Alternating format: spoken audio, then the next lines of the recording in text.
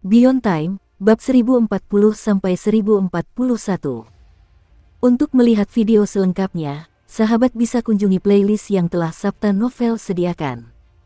Yuk mari, kita berimajinasi bersama dan masuk ke alur ceritanya.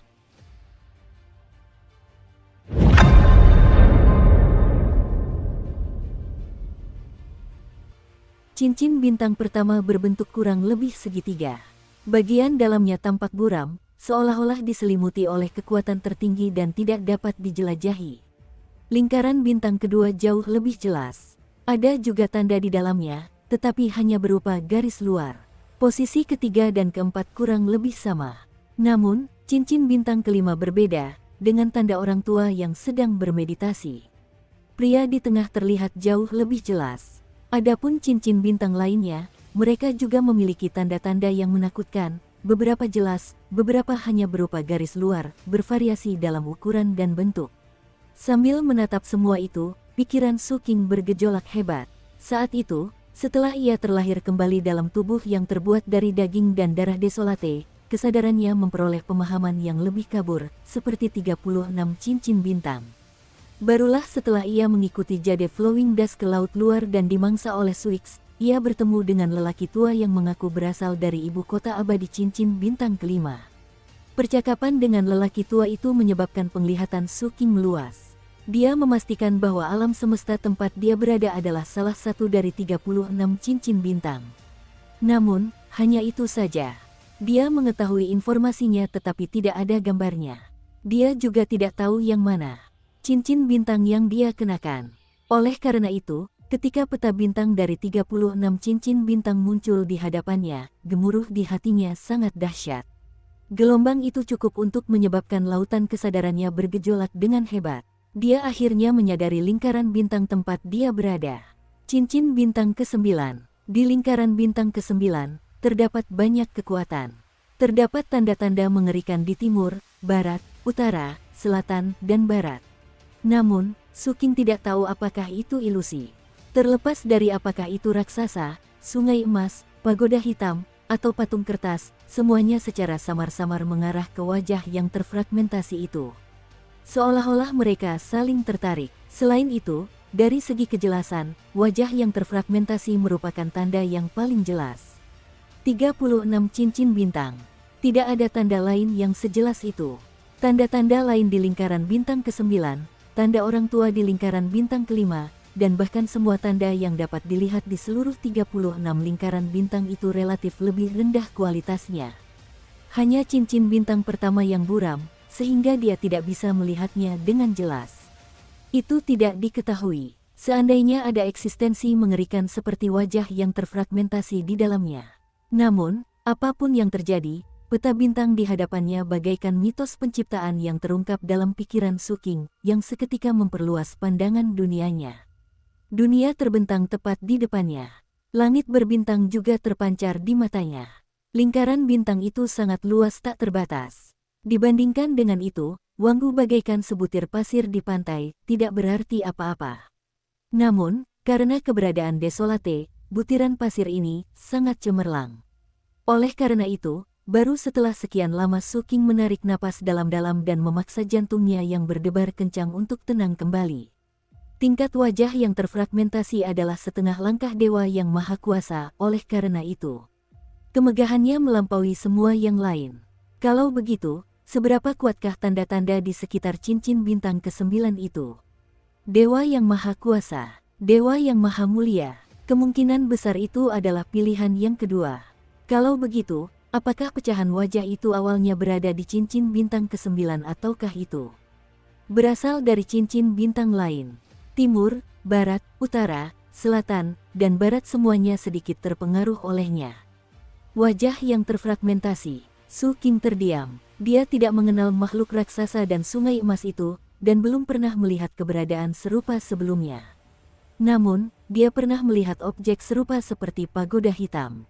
Aku menggabungkan pagoda yang rusak di bawah laut terlarang ke sayapku yang besar, membentuk pagoda surga suci. Aku bertanya-tanya apakah ada hubungannya dengan pagoda hitam ini. Adapun patung kertas itu, kilatan gelap muncul di mata Su Qing. Dia teringat pada Dross yang telah muncul. Dalam pertempuran di mana Kaisar Agung pemegang pedang gugur, metode Dross berkaitan dengan kertas. Apakah ada hubungannya dengan makalah ini? Patung. Setelah sekian lama, Su Qing berhasil menekan berbagai pikiran yang terus bermunculan. Apa yang dilihatnya hari ini terlalu mengejutkan. Dia butuh waktu untuk menenangkan diri. Dan tempat ini jelas bukan tempat yang. Oleh karena itu, tatapan Su Qing menyapu sekelilingnya dan indera ilahinya menyebar. Beberapa saat kemudian, Su Qing memandang ke kehampaan yang lebih jauh. Di sini, dia tidak dapat menemukan wajah yang telah melarikan diri. Namun, dari sudut pandang tertentu, nilai dari bagan bintang ini sangat mencengangkan.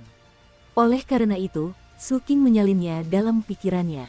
Setelah menghafalnya dengan sungguh-sungguh, tubuhnya bergoyang dan dia mulai menjelajahi area yang lebih luas. Namun, secara naluriah ia tidak mendekati peta bintang yang luas ini. Tingkat pertama lilin dari slip giok itu memiliki kekuatan asimilasi yang mengerikan. Dalam hal ini, Su Qing tahu bahwa dia harus berhati-hati pada tingkat kedua. Sangat mungkin bahwa asimilasi serupa terjadi di sini. Begitu saja, 2 jam telah berlalu. Saat Su Qing mencari, perasaan bahaya yang tak dapat dijelaskan secara bertahap muncul di hatinya. Situasinya semakin memanas. Saat itu, jantungnya berdebar kencang karena takut. Hal ini membuat Su Qing semakin yakin dengan dugaannya sebelumnya. Aku tidak bisa tinggal lama.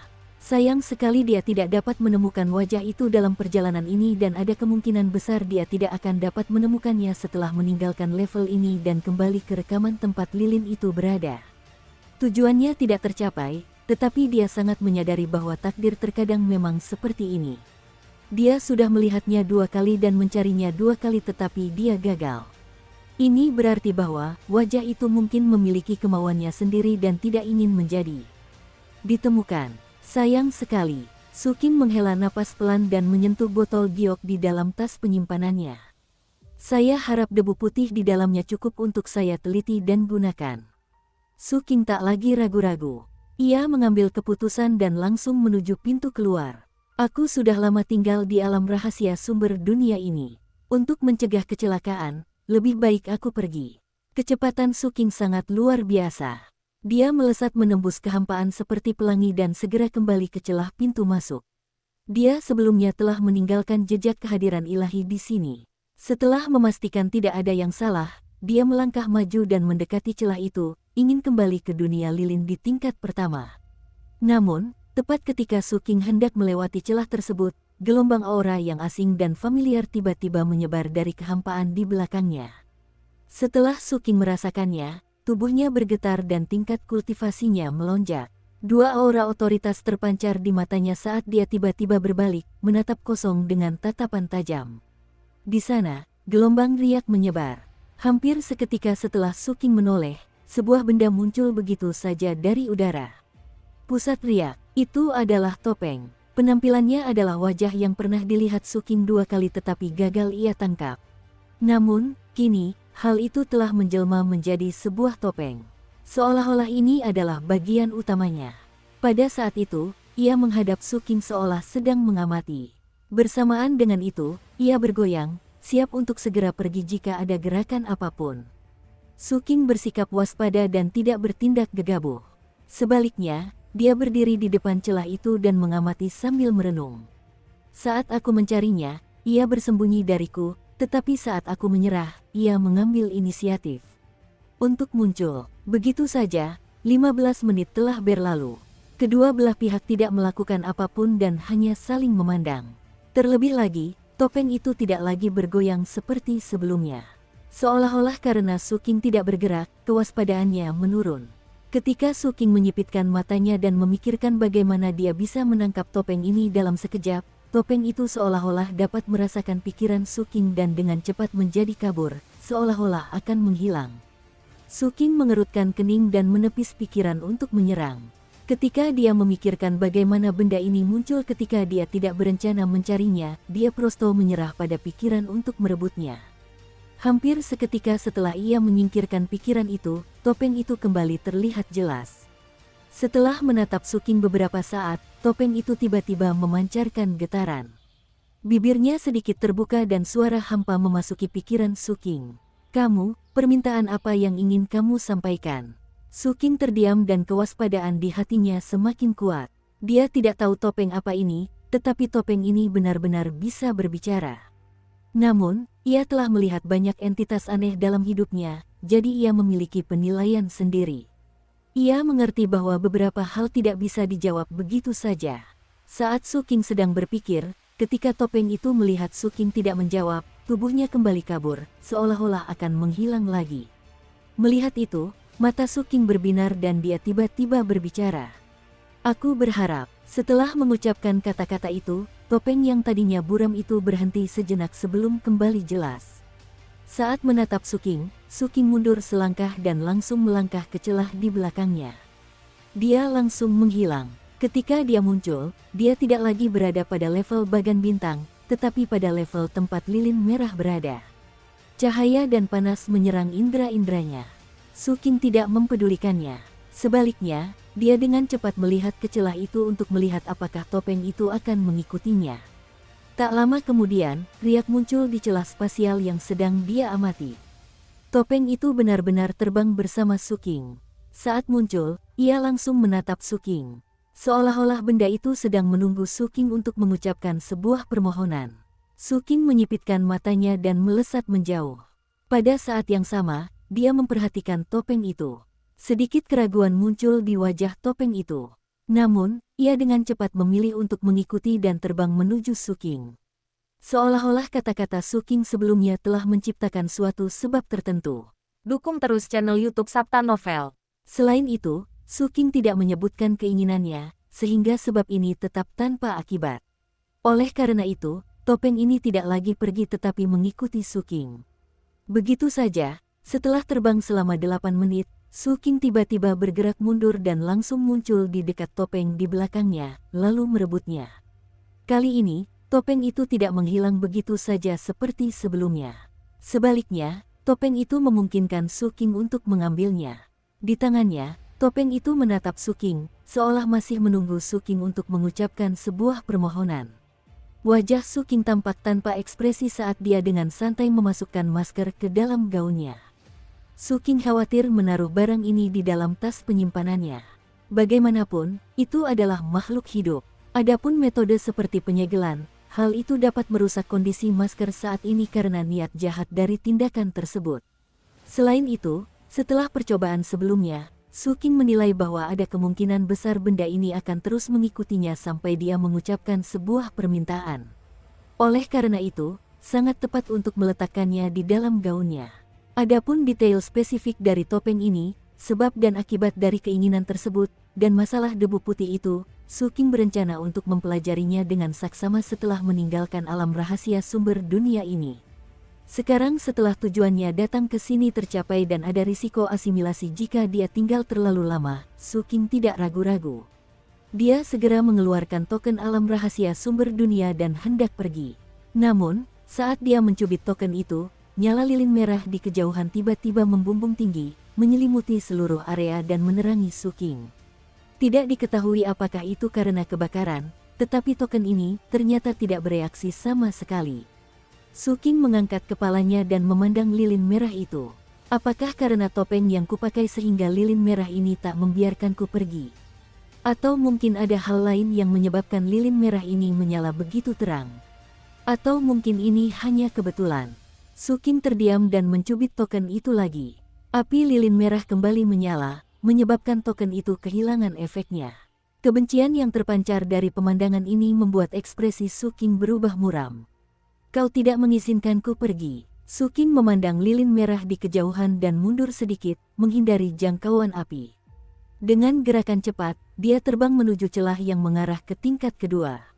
Beberapa saat kemudian, dia mendekat, tetapi celah itu sudah menghilang. Aku tidak hanya dilarang meninggalkan tempat ini, tetapi bahkan celah yang menuju ke tingkat kedua pun telah menghilang. Alasannya, ekspresi Suking tampak muram. Dia dengan cepat mengambil keputusan dan akhirnya fokus pada 3 poin. Pertama-tama, ini karma yang disebabkan oleh topeng itu. Entah topeng itu tidak bisa meninggalkan tempat ini atau kekuatannya sendiri yang membimbing lilin, menyebabkan aku tidak bisa pergi sebelum aku mengucapkan sebuah permohonan. Kedua, itu karena lilin merah ini sendiri. Karena beberapa karakteristik khusus pada tubuhku, lilin ini dipenuhi dengan kebencian terhadapku dan ingin secara paksa menahanku dan mengasimilasiku. Ketiga, ini adalah otoritas ilahi keberuntungan dari sebelumnya. Meskipun aku telah sedikit memahami otoritas ilahi ini, tetap saja masih belum lengkap, jadi mungkin ada beberapa perubahan ekstrim. Misalnya, kemalangan datang setelah keberuntungan. Su King merasakan kekuatan ilahi dari kemalangan di dalam tubuhnya dan dapat mengatakan bahwa kekuatan itu lebih aktif dari sebelumnya. Namun, dia tidak bisa memastikan hal itu hanya berdasarkan hal tersebut. Ada kemungkinan juga bahwa ketiga alasan tersebut semuanya berpengaruh. Lalu solusinya, Su King mengerutkan kening dan pikirannya berpacu. Pada saat itu, aura dingin di sekitarnya tiba-tiba mengumpul. Dalam sekejap mata, Su King mundur. Suara retakan bergema saat ruang hampa tempat dia berada sebelumnya langsung membeku. Saat mata Su King langsung berubah menjadi hitam pekat ketika ia menyatu dengan Little Shadow, ia segera melihat bayangan tak terhitung jumlahnya melesat dari segala arah. Bayangan-bayangan itu tampak terkendali dan memancarkan aura jahat yang pekat saat menuju langsung ke arahnya. Sesaat kemudian, matahari terbit di dalam tubuh Su King dan cahaya abadi matahari mendalam beredar dengan dahsyat, membentuk pancaran cahaya abadi yang tak terhitung jumlahnya. Kemanapun pancaran itu lewat, es akan hancur berkeping-keping dan sejumlah besar bayangan akan meratap. Dalam sekejap mata, sebagian besar bayangan di sekitar Su King menghilang. Tubuhnya terhuyung dan dia bergegas keluar. Namun, masih banyak bayangan yang berterbangan dari segala arah, menuju langsung ke arah Su King. Tidak mungkin ada sebanyak itu. Saat Su King melaju, cahaya abadi menyebar, memulai pengejaran pasif di dalam batas alam rahasia sumber dunia. Selain itu, nyala lilin merah masih berkedip-kedip berulang kali. Setiap kali, hal itu menyebabkan bintang-bintang di sini berubah lebih cepat. Pada saat yang sama, ketika cahaya lilin mengenai tubuh Su King, hal itu justru menyebabkan jiwanya merasakan sensasi terbakar. Bayangan-bayangan ini bukan hanya berasal dari para kultivator yang meninggal di tanah suci bulu iblis selama bertahun-tahun. Alam rahasia sumber dunia ini jauh lebih kuno daripada tanah suci. Sebelum turun ke Wanggu, ia pasti telah ada di dunia lain, itulah sebabnya ia mengumpulkan begitu banyak bayangan. Niat membunuh terpancar di mata Su King. Ciri khas bayangan-bayangan ini adalah seseorang hanya bisa membunuh mereka setelah melihatnya. Karena dia sekarang bisa melihat mereka, bukan hanya cahaya abadi yang bisa membunuh mereka, tetapi metode-metodenya yang lain juga bisa melakukannya. Tak lama kemudian, saat gemuruh bergema, sejumlah besar benang jiwa dari aliran abadi varian menyembur keluar dari tubuh Su King seperti arus deras. Mereka membawa otoritas ilahi dan menyerang. Kemanapun mereka lewat, bayangan-bayangan itu akan runtuh dan hancur berkeping-keping. Namun, rasa bahaya yang dirasakan Su King tidak hanya tidak berkurang, tetapi malah semakin intens. Hal ini karena di bawah cahaya lilin merah, sensasi terbakar dari jiwanya menjadi semakin intens. Pada saat yang sama, di dalam alam rahasia sumber dunia ini, bintang-bintang yang telah berubah menjadi serangkaian lukisan mulai mempercepat transformasinya. Seolah-olah mereka telah menjadi mata yang dilukis, memancarkan keserakahan tanpa batas saat mereka menatap Su King. Tatapan mereka seketika membuat Su King merasakan bahaya. Selain sensasi terbakar, jiwanya bahkan menunjukkan tanda-tanda robek. Seolah-olah mata bintang itu memancarkan daya tarik yang mengerikan, ingin menyedot jiwa Su King keluar. Tidak hanya itu, tetapi yang membuat hati Su King sedih adalah dia bisa merasakan bahwa jiwanya dengan cepat mulai terbentuk dari keadaan semula yang tak berbentuk. Bentuk ini adalah sebuah lukisan. Dia perlahan-lahan berubah menjadi sebuah lukisan. Lebih tepatnya, itu adalah jiwa yang digambar menggunakan tubuh sebagai papan gambar. Kondisi fusi saya dengan Little Shadow memungkinkan saya untuk melihat bayangan-bayangan itu, sehingga saya bisa membunuh mereka. Namun, segala sesuatu bersifat relatif. Sebagaimana yang saya lihat, kehadiran saya memungkinkan lilin merah itu untuk melihat saya juga, dengan demikian, asimilasi pun dipercepat. Namun, jika aku menghilangkan keadaan ini, aku tidak akan bisa membunuh bayangan-bayangan di sini karena aku tidak bisa melihatnya. Ini kontradiktif, seperti siklus yang tak berujung. Dukung terus channel YouTube Sabta Novel. Ekspresi Su King tampak muram, tetapi dia tetap membatalkan penggabungan dengan bayangan kecil. Saat bayangan kecil menghilang, ketika mata Suking tidak lagi hitam pekat, perasaan jiwanya yang ditarik keluar akhirnya lenyap. Namun, Suking tidak bisa melihat bayangan yang datang dari segala arah, jadi dia tidak bisa membunuh mereka. Dia hanya bisa melarikan diri dengan kecepatan penuh dan mencari jalan keluar. Namun, dengan adanya lilin merah di sekitarnya, semua upaya Suking untuk pergi gagal. Setiap kali token diaktifkan, aktivasi akan langsung terinterrupted. Pada akhirnya, meskipun dia tidak menyatu dengan Little Shadow, cahaya dari lilin merah itu tetap menyebabkan Suking menunjukkan tanda-tanda asimilasi. Tubuh fisiknya tetap tidak berubah, tetapi jiwanya secara bertahap menjadi lamban, dan bahkan pikirannya pun tampak terpengaruh, seolah-olah pikirannya mulai berkarat. Tidak hanya itu, bahkan tanda takdir yang digunakan Suking untuk berubah menjadi Suecenzi mulai meleleh dalam cahaya lilin merah yang menyeramkan.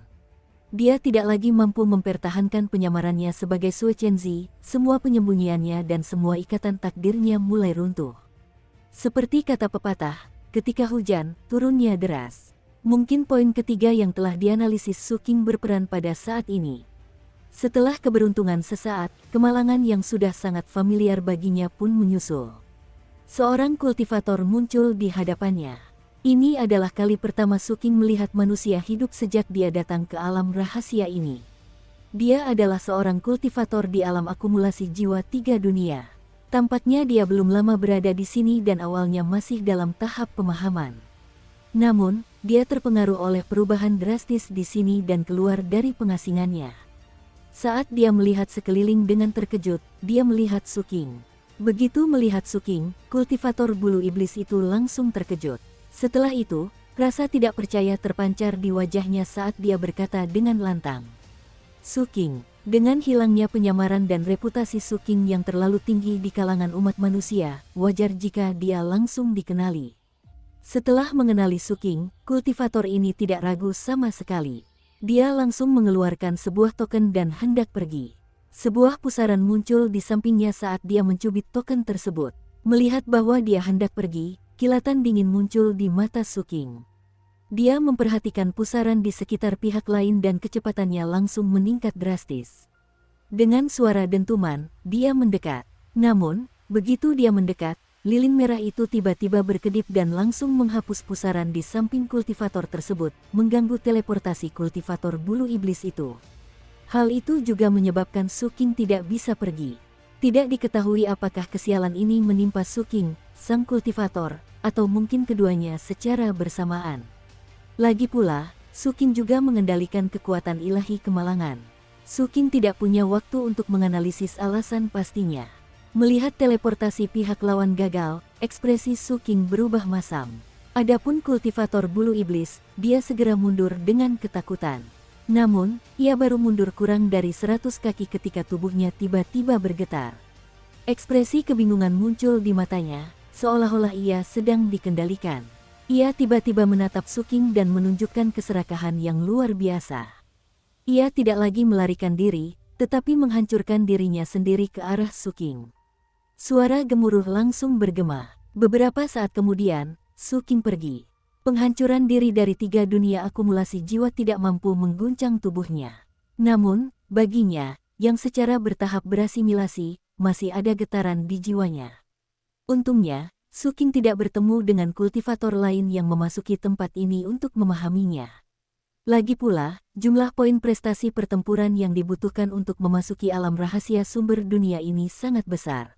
Oleh karena itu, tidak mungkin ada banyak kultivator di sini pada waktu yang bersamaan. Namun, Suking masih belum bisa memikirkan cara untuk pergi. Bayangan yang mengejarnya semakin banyak. Proses asimilasi juga semakin memburuk. Pada akhirnya, Suking dapat dengan jelas merasakan bahwa seluruh alam rahasia itu memancarkan aura kebencian yang pekat. Bahkan di jalan di depannya, bintang atau dunia akan runtuh secara misterius dalam sekejap di bawah cahaya merah, tiba-tiba hancur dalam keadaan yang mustahil. Akan ada juga bintang-bintang yang tiba-tiba muncul di ruang angkasa yang semula kosong dan kemudian hancur dengan sendirinya. Kekuatan penghancur yang dihasilkan dari semua ini membuat Suking tidak mungkin untuk melindungi diri darinya. Yang lebih berlebihan lagi adalah kesabaran lilin merah itu tampaknya semakin berkurang. Oleh karena itu, setelah berkedip-kedip hebat, api terus berkobar. Rasanya seperti letusan gunung berapi. Cahayanya jauh lebih terang dari sebelumnya, menerangi alam rahasia sumber dunia ini. Gelombang panasnya pun sama, melelehkan segalanya. Sejauh mata memandang, segala sesuatu di alam rahasia itu meleleh. Bintang, dunia, debu. Selain lilin merah, semua benda lainnya menyala. Sedangkan lilin itu sendiri, sedikit mengecil. Ini bertujuan untuk menghancurkan saya sepenuhnya, tanpa menyisakan kemungkinan untuk bertahan hidup. Kecuali jika aku bisa menunggu sampai permaisuri merasakan keanehan di sini atau sampai lilinnya padam.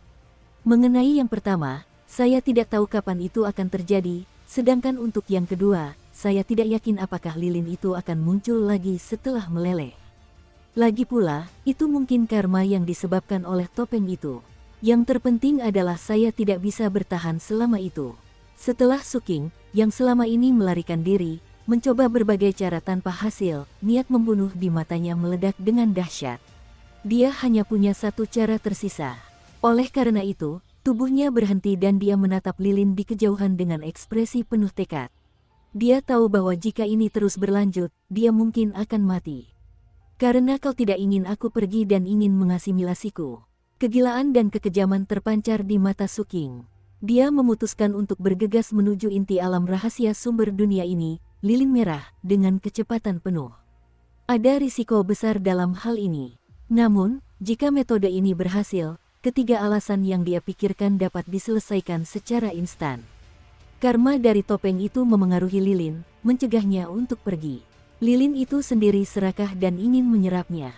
Setelah kekuatan ilahi keberuntungan digunakan, kemalangan akan menimpa. Kalau begitu, aku akan mengasimilasi kamu. Mata Suking merah padam.